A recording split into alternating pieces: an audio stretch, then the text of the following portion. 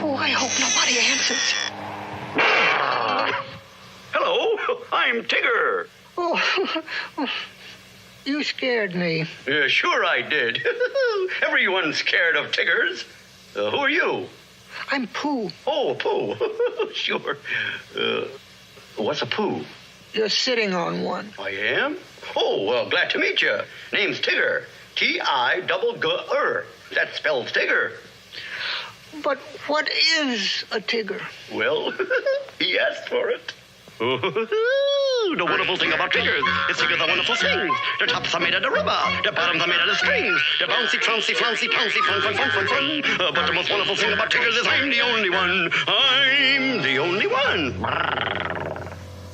Then what's that over there? Huh? Oh, hey, look. What a strange-looking creature. Look at those beady little eyes, and that preposterous chin, and those ricky-tickle striped pajamas. Looked like another Tigger to me. Oh, no, it's not. I'm the only Tigger. Watch me scare the stripes off of this imposter. All right. All right. So, hi, and welcome to another episode of the B Clay podcast. I'm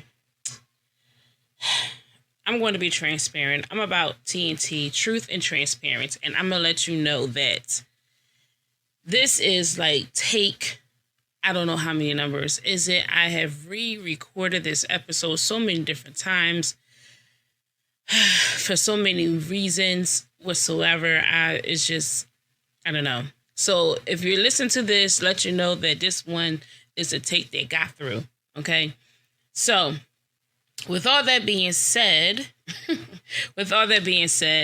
let's get into this. First, after re-recording this episode for multiple times throughout over this week, I thought about and decided I'm thinking about making a Patreon just so that I can have like bonus content and to really go in depth in some of with these episodes, because with these episodes I think it's a time limit that I probably necessarily don't want to go over, that I have in mind. And sometimes I realize that there's some things that I really want to get into. So I feel like maybe I should just make a Patreon where those, who want to can come and subscribe, and then you can hear the different things. You can even interact with me even more so, especially for those I really don't see every day and have my phone number, don't have my phone number, whatever case may be. You can ask questions. You can, get specifics. Thinking those will be more specific things, not just abroad and what in my journey, but then you get more specific and more intimate things as far as everything on this journey. So, I think on Spotify you can comment. So I think on Spotify you can comment. So just let me know. But I think I'm thinking about this out of my comfort zone. Don't get me wrong. All of this is really out of my comfort zone. But I do really know that, like, that's how you know at times when it's like something that God wants you to do, because it's really out your comfort zone. Just go through the Bible itself. Any time that God did anything, it's out of our comfort zone. And healings that people have received was out of their comfort zone. Everything that he did was out of our comfort zone. So, it's not something like, oh, like I'm excited for what God's going to do, but it's a lot. And you gotta really learn to depend on. But I know this is what he said. This is the platform they need, because I talk amongst, I guess, locally, people I have seen in the stores or work with or whatever. But there's people who needs to hear my story outside of this little small circle that I have. So So with all that being said, we are this is your first time hearing it, but this is like my 10th time saying it, but we're going to dive into this episode. And here we are. So first I would like to say that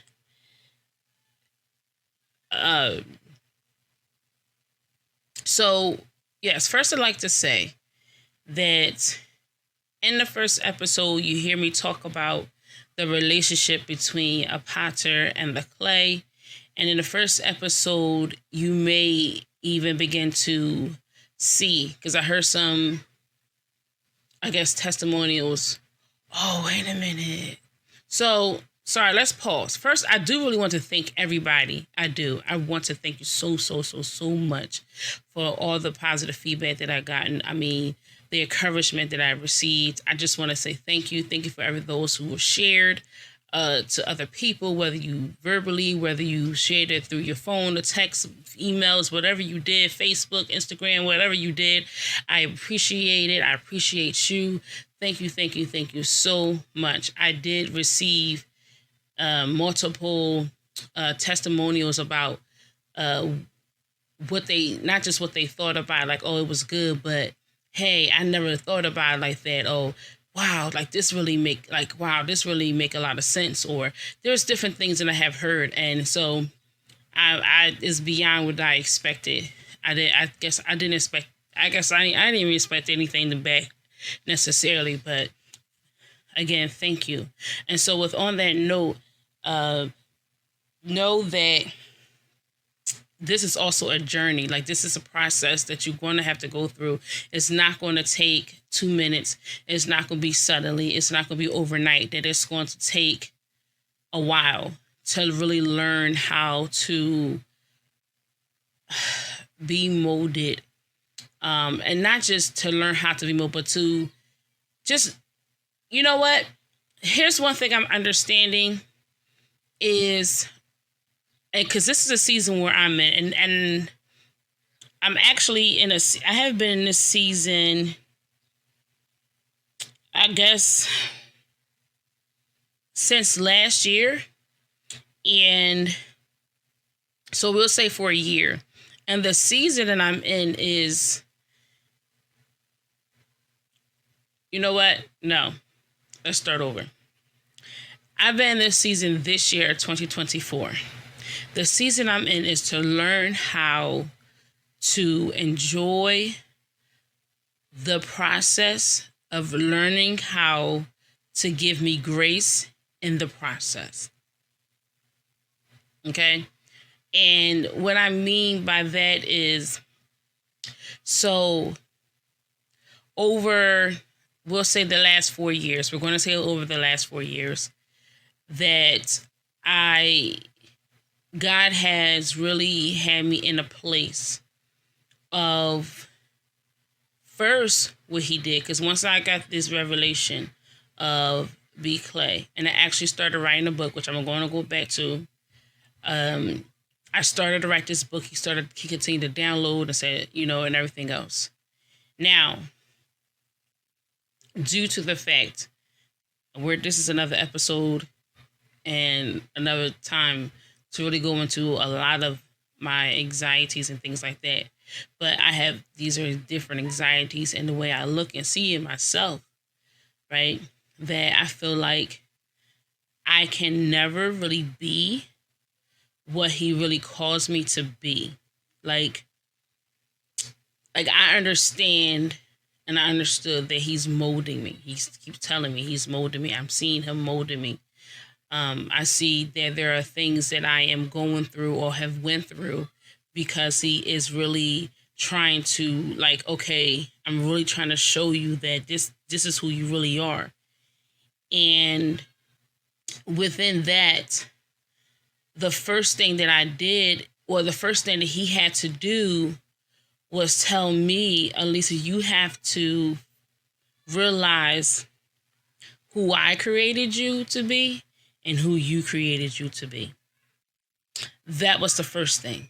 This is why my title of this episode is It's Okay, I'm Aware That I'm Rare. Because the first thing that I did, or in this process, should I say, was I had to be able to differentiate. I think I said it wrong, but okay. Who I am, because who he created me, and who I created me to be. Those are two different people. They are totally different people. I took some things from the person that he created me and tweaked it and created something else. And so the problem is I've been struggling for so long because the person that he created me was supposed to do one way, but the person that I created was doing another way. And I'm not supposed to fight. Like, so it was, now I'm trying to figure out whose is who. Because I'm asking, he said, I'm giving you instructions, but I'm giving you instructions for the person that I created you to be, not the one that you created. And it took me a while to realize it. And I went through multiple things. It's just, I felt like I was never going to make it. I felt like I always was going to be a failure because I just can't get it together. And so, I almost gave up. Like, you know what, that's it, God. Just, because I'm never going to get there. I'm never going to get to that place. Because I know that he can do all things. And I know that he can heal. I know he can restore the years. I know all those things. But I feel like I will never get to that place where I really allow you to do what you can do best. And so last year, thank the Lord, I actually had a major, breakdown. Like, I was in my room. First, it didn't even start. It was actually starting in the bathroom. I was just like, I had a major breakdown, scared the crap out of my kids. Like, they oh my God, what? Like, and I couldn't even get myself together. Usually, I have a meltdown and, I kind of can do it, not in front of the kids, but I just dropped the kids. Then I couldn't even get up. I had to crawl. And, it was bad. It was real, real bad. My kids got scared. And I was like, you know what? After it was a long time, I was like, you know what? Mommy gotta get herself together. She need to go to God. And I just fell and I just continue every day after that to really just fall on my face on God, because this is bad. It was real bad. Where I went and things like that. And so there was been a process of him really trying to show me. And then to some degree, I was, like I told you, I was fighting that process. And then he would heal me, he would free me from this and free me from that. So then I was just expecting to just be like, oh, okay, let's go. And I'm, healed of every little thing. And it wasn't like that. And so last year, I really, God, I need you. So I fell on my face every single day. I was just in his face. God, fix me, fix me, fix me. But I just laid on the surgery table and said, now you do it. And then I wasn't fighting and I wasn't getting off. And while I was in the kiln, I didn't get out. I was in a fire and I didn't get off. And he did it. He did it. He did it. He did it in the revival. And because my children saw me from that because it was end of December 22 when I had that meltdown. And so when the new year came, I was like, it's going to be free in 2023. And they just kept hearing me say that. And so, but I knew it wasn't freedom based on me, but it was freedom with him. And so they saw that. And then when I got free, they ran it and they said, well, I want to be free too. And so my kids got free too. Most of them. And they went to God for themselves. And so with all that being said, and this was beyond that I was getting before, whatever. Because he really dug deep this time. He really went to the basement. He really went in. And I'm like, oh, and I got up off the floor I was on the floor like every day. And then I got off the floor and it was like, yes, finally, I can make it, right? And everyone who knows me just kept hearing me say, I'm free, I'm free. I was just saying it every single day, I'm free.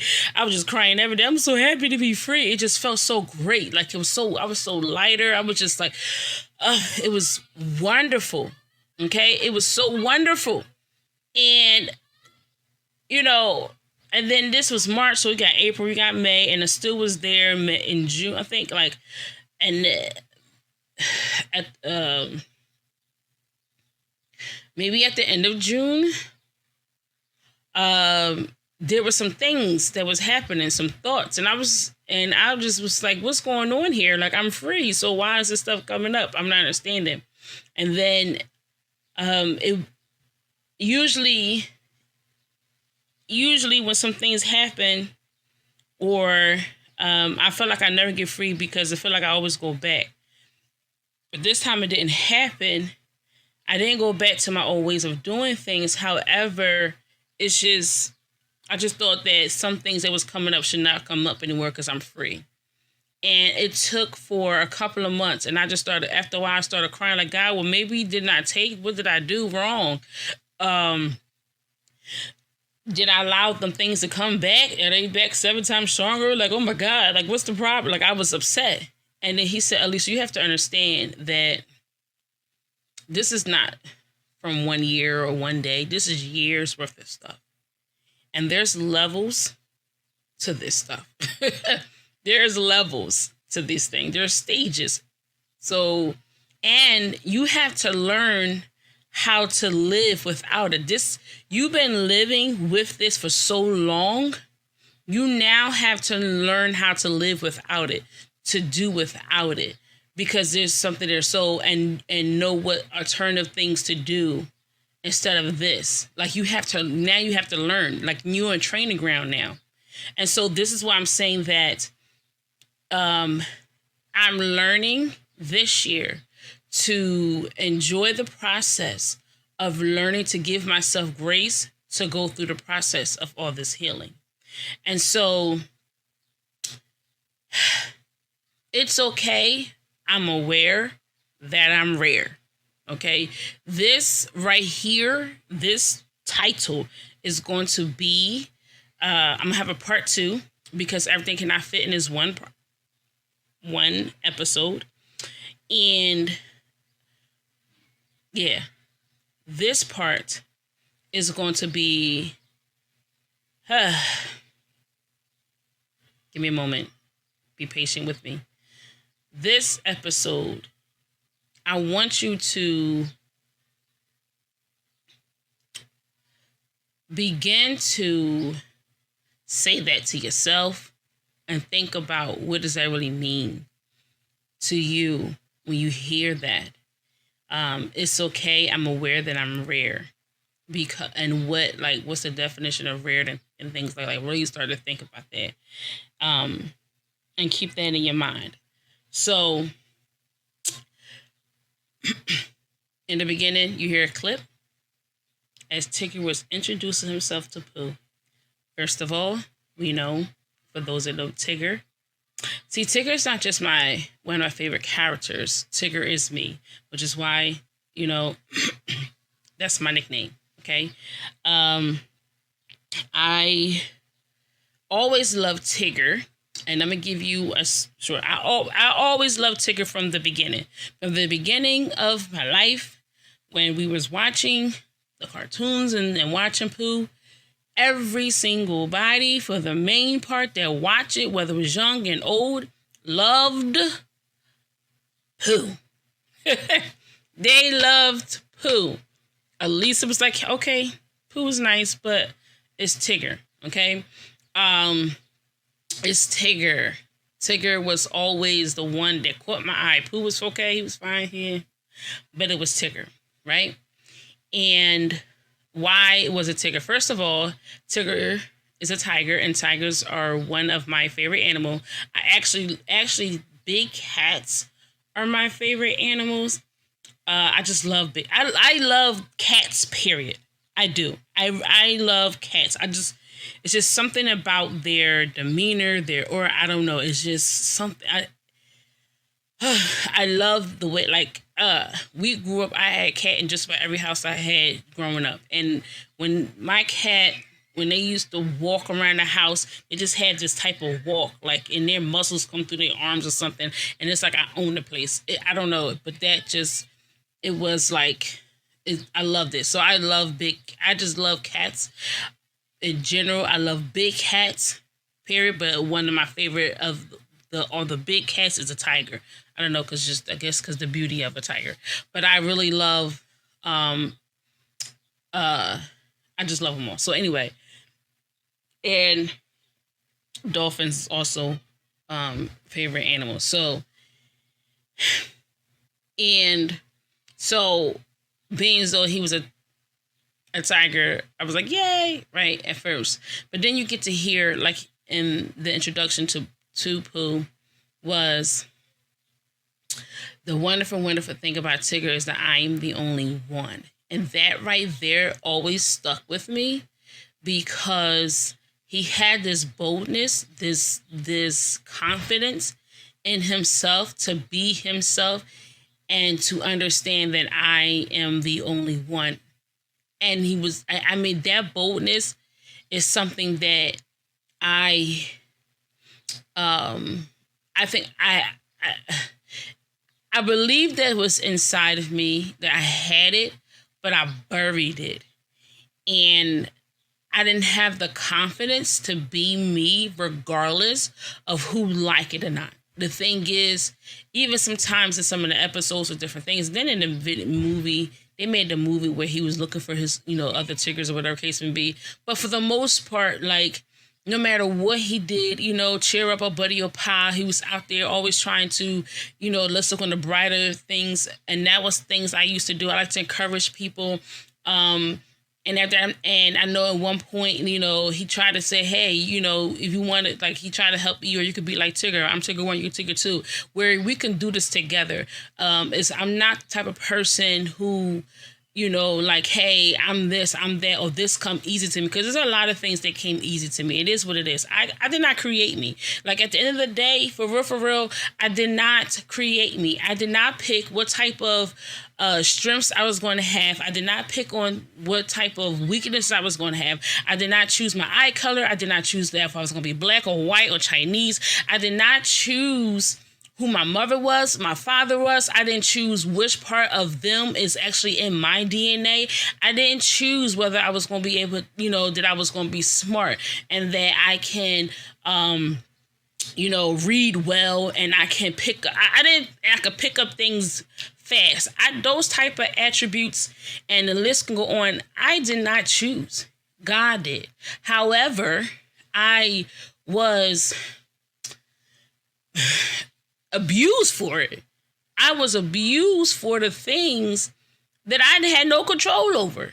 And it hurt.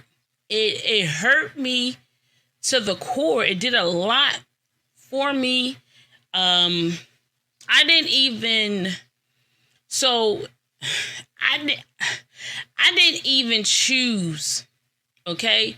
I did not choose for me to be called as a prophet. That was not me. Because I would have said, you can have that. Take that. You can have that. I don't want that. Trust and believe. That's not something I wanted. Okay? I didn't want to be able to see. And I'm not talking. I wasn't seeing now at 37. I feel like I saw as soon as I got out.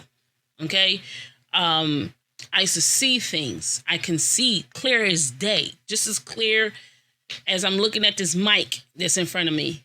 That's how clear it was. Vivid. The way I was able to hear. And which why nothing went past me. So even every time people, family, whatever, when they used to talk about me or talk about my mom and all those things, I heard it all. And then I saw the effects of their words and what it was doing inside even my own household. And I see it. But I didn't choose to have the ability to see. I did not choose that. He wanted me to be able to see he chose me to do that for his purpose. So growing up, and and when I'm saying growing up, we're going to talk about in the first few years of my life, which was very crucial. And I'm talking about from up until, I guess, 6, 7. We're just going to say 7. But those first years of my life was hard. It was very, very hard because it was just hard. It was very, very hard to be me.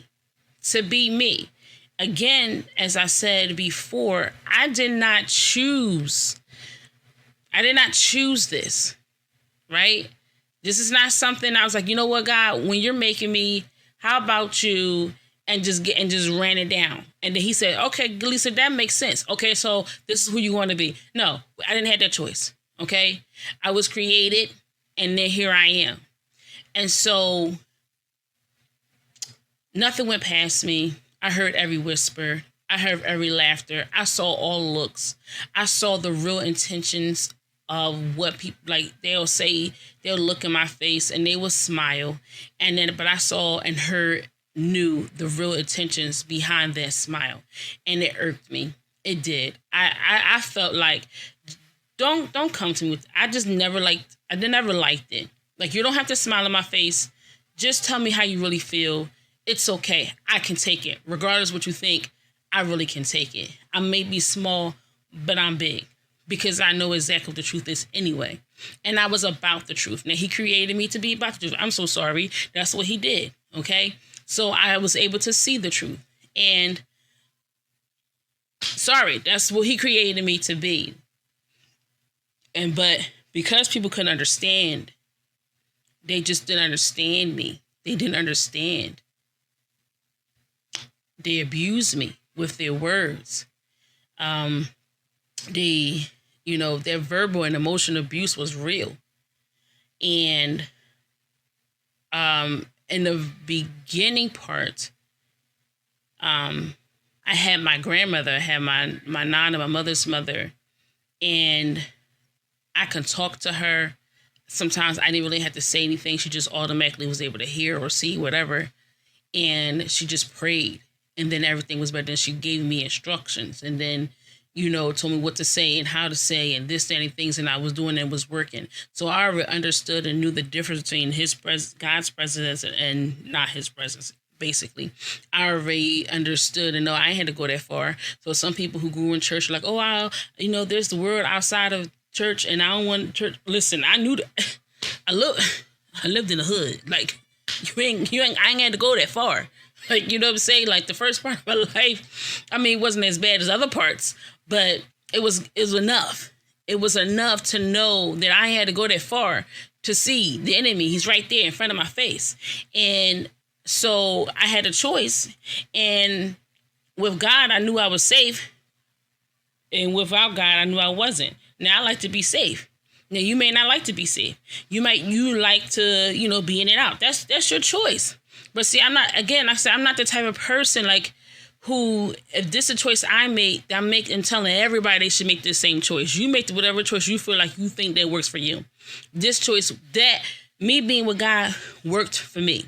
Even as a little kid, I understood that this being with God, this God thing, it works for me. Okay? It works. It works. There was times I had nightmares. Because the enemy, he didn't wait until I was 10, 15, 20, 37 to come at me. He came at me right away. So the nightmares that I have had in my room, and then I was like, Jesus, Jesus, Jesus. And guess what? The nightmares went away. This works. Now I can call him Satan. You think he gonna no. Like, this worked. Now you can say what you want. It worked for me. And I understood that at a young age. And so then, what all kids do, right? Again, I told you, I grew up in the church. I basically was born in church, right? Okay? It wasn't, my mom was in church while she was pregnant, had me. I'm still in church. So I'm in church time after time, Sunday after Sunday, Monday, Tuesday, Wednesday, Thursday, Friday, Saturday, Sunday. Okay, sun up to sundown. And in that Sunday school, all of that, you hearing stories, you listening over the pulpit in your Sunday schools. And my mother, she was, even at home. First of all, my mom was an English person, so she made sure we was able to read before we even went to school, right? And she wasn't, not just know how to read, but not just read, but comprehend what we're reading. So our comprehension was great, okay? Because she taught and she nurtured that from a very young age since we got here, reading to us while, whatever, reading books. We always have, all those things was happening in the early part of Sage's life. So we understood. And she's one of those, like, if you come to her, you like, oh, mom, how do you spell cat? First of all, she's not just going to say it's C-A-T. She's going to have you sound it out. She's going to have you do the work. She ain't just going to tell you. She's going to have you do the work. And then after you do the work of learning how to sound it out, to sound it correct, now she's gonna say, now here's the dictionary. Let's see what's the definition of cat. What is a cat? Then she's gonna say, let's see what's the antonym and the synonym of cat. And then I want a sentence of each to make sure you understood what you just read. Sorry, I had no control over the mother that I had. Right? But this is the mother I had. This is what she taught me. My father, yes, was in church again. And was teaching these things. So as I'm being taught, okay, and I really want to emphasize this thing because this was something that really did a lot for me. This part right here, I'm about to say, did a lot for me. I'm being taught the word. It's in songs, okay? Songs. We sing. I've been singing since I basically was here. And all the children's choir, hate choir, all the choirs. We're not only just teaching, but we're singing it. Okay? And hearing the word. But I wasn't seeing the word in front of me. And when I mean that is, we're just going to go a few stories. Okay? Just a few little stories. So I'm hearing a story of David and Goliath. I hear the story of Daniel's in the lion's den. I hear the story of the wall of Jericho. I hear the story of Moses in the Red Sea. And I hear the story of Noah and the ark. And I'm just going to use it. And in each of these stories, you picture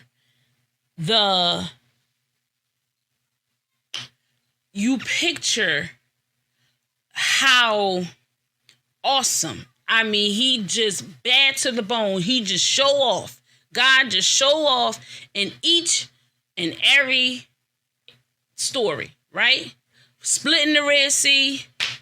Daniel get thrown in the lion den. The lion, he shut the lion's mouth like, look, you ain't got to eat, Daniel. I'm telling you, you're going to have some food in a minute. Like, right? Okay? What else I said? David and Goliath, a rock killed a whole big giant. One shot, right? All of that happens.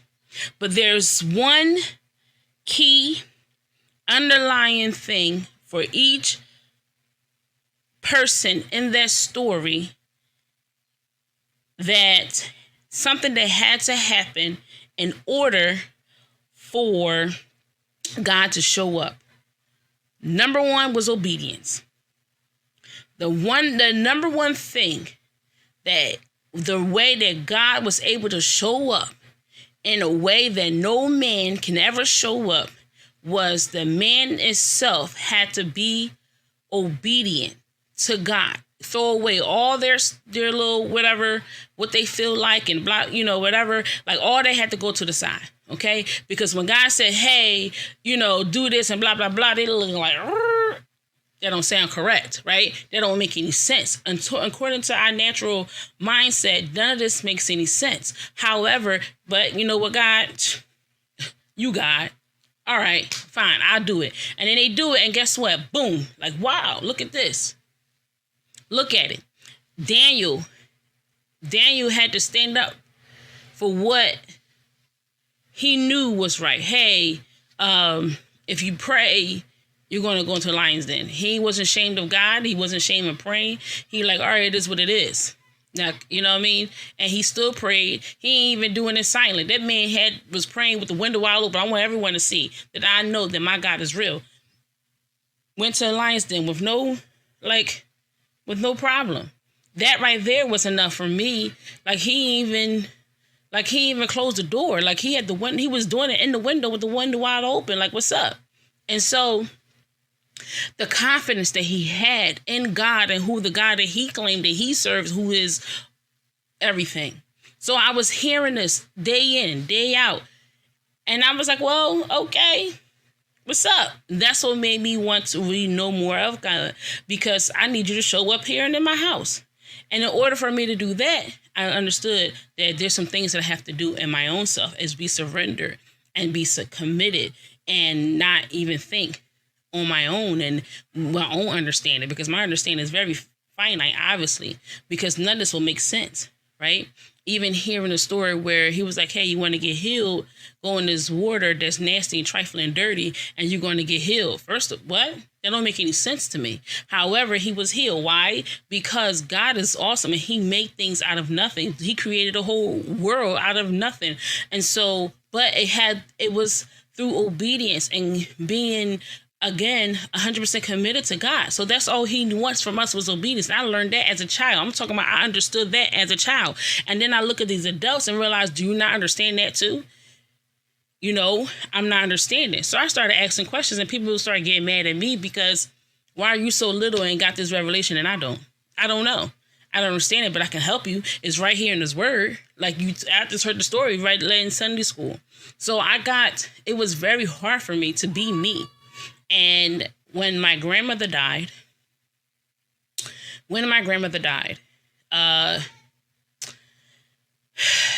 was tough for me, because not just the fact that she was no longer here and that's my grandmother, we were close and all those things like that. It's just that no one else is going to understand me. And then I tried to do this. I tried to do it without her. I tried to, to me, it wasn't working. And I thought about killing myself. I wrote it down. It didn't happen because some girl, she didn't even like me, but she saw, I don't know how she even found out for real. I just remember her telling the people, the school that, Elisa thinking about killing herself. And, then they went to my parents and all that. So that didn't work. So since it's not going to work of me killing myself, then I guess the next best thing for me to do is just, Elisa, you're going to have to bury yourself, because you cannot work here. You do not work here. You're too complicated. You just heard me say that my favorite animals, I don't have nothing. No one thing is my favorite. My favorite colors are red and royal blue. Why my favorite color is red and royal blue? Red for the blood and royal blue because I'm royalty. This is what God told me when I was getting, is royal blue. And it has to be royal blue. I don't want no sky blue. I don't want no light blue. I don't want no other kind of blues. It's got to be royal blue. But I'm deep with every little thing about me. That was too much for people. That was too much for my peers. That was too much for my family. And nobody wanted to be around me. My own father, I feel like I had to even, not felt like I did, water myself down just so that my father could still want to be around me, because it looked like the more I went to God, the more he like, oh no, that's too much. I can't take that. I'm out of here. And so, it was hard. So the process that I had to go through now was, Elisa, she got to come out. That's what God was saying. She got to come out. You buried her for so long, you don't even know. So you don't even know who you are anymore, because not only did you bury her, but now you created a person that was going to be more liked for people. That was going to be more, acceptable for people. There's a lot of things that I have done just to please people. Okay, I'm gonna go and of course I did things wrong, of course, but there was extra stuff. I did things extra wrong, if that makes any sense. Like, instead of stealing one time, I had to steal all the time just to prove like I'm okay. I am human. I'm not crazy. Like, I'm just like everybody else. Like, I had to, I felt like I had to do these things just because, like, nobody wants to be around you if you don't do this stuff. Like it's a lot. It's a lot that goes into it. Like, and you know, because you're too much, you're too in tune to God, and you're not supposed to be this tuned to God because you're too young. But again, the devil ain't wait. Like I didn't understand that, but was what it was because I had no one who else was going to help me. Now I had plenty of people to talk to about how to sin, how to do the stuff that I was doing. But I didn't have no one really talk to how to be young and say, hey, I'm really going to be saved and holy, especially since we're going to church and hearing about this all the time, you know, as a young person. Oh, you know, so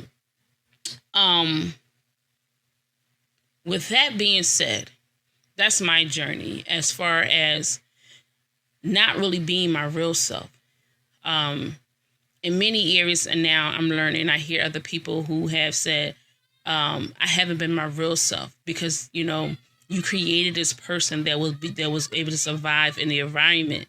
And then when you grow up, you're trying to still be that person that you created to survive. But now you're suffering and you're struggling because that person doesn't work as an adult, as you are now the parents, and you are now have to mother and raise your children and nurture because now you're confused. You're real and know what the real thing. Because you just survived in your environment. But now you have to create an environment for your children. And so those things inside is now that you have buried and transpired, have not got healed from because all the stuff that people said about you and things like that and all of that now is inside your children. Now everything's all crazy. So this is why he had me start here with is Elisa. Come on. I created you to be this. I created you to be rare. I am rare. It is okay. And I'm letting everyone know now that I am aware that I am rare. I am deep. Okay. I don't expect you to be like me. We can walk where you were. You can't be me because I'm me and you are you. What works for me is not necessarily going to work for you. There's a reason why there's different grade of gas for your vehicle to function correctly. I take diesel. You may only take regular. The point is not, I got to come at you because you take regular and you make me feel bad because I got to take diesel. The point is, let's make sure we get to the gas station when we need to get to gas station, give her your fuel so we can function correctly. That's what we need to do. And that's what I'm about. I'm not going to come at you for what you take and you know, for the grace and give me the grace for what I take. I'm not asking you to be me because you cannot be me. I think that have been a big thing growing up. A big thing growing up is where I begin to people please because people make me feel like something's wrong with you, you're crazy. And that's what people was calling me crazy. You're crazy, at least. You're crazy. Just as you. That's just you. And even till now, I mean, they're still calling me that now. But now we're learning, at least to get your life right because it's okay. Be crazy. Okay? Because at the end of the day, they be calling that crazy person, can you come pray for me? At the end of the day, they be calling that crazy person. And at the end of the day, they be lucky that I'm that crazy because I gave them grace that no one else gives them. They don't even give them their self. Right? I don't treat them the way everybody else was treating them. So it's okay. If you're rare, we are rare. We are unique. No one is just like us. Let's learn how to be us that he created us and learn how to, you know, push away, throw away, you know, bury the person that we created that we felt that was better to survive in the environment that we grew up in. So thanks for coming to being at the end of this episode, and stay tuned because I am coming with part 2. I'm coming up with part 2 of this. It's okay that I'm aware that I'm rare. Also, it might be multiple parts. I'm not exactly sure, but we'll see once we get into the next episode. And because Father's Day is coming up, and I really believe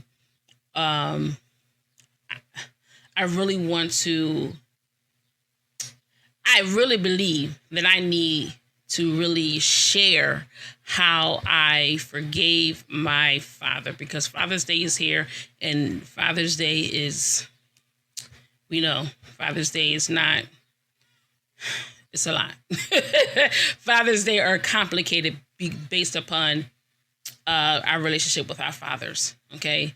I can look at just in my local community, if you want to say, and it's a small remnant of people that say they have a good relationship with their father. It's not that many people that can say, yeah, I have a great relationship with my father. We are close. We're the best and everything else.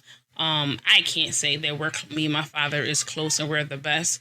However, I'm not walking around angry and everything else. So I would love to share about how we can get there, whether or not your father even actually come to you and say, I'm sorry, how to really forgive and heal without them acknowledging the fact that they need forgiveness, or they need you, without them acknowledging that they need forgiving, without them actually coming to you and say, I'm sorry, without their acknowledging that they did something wrong, right?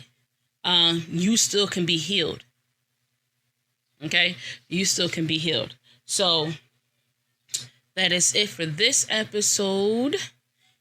We're finished. Okay? And so I will see you in the next one. Bye.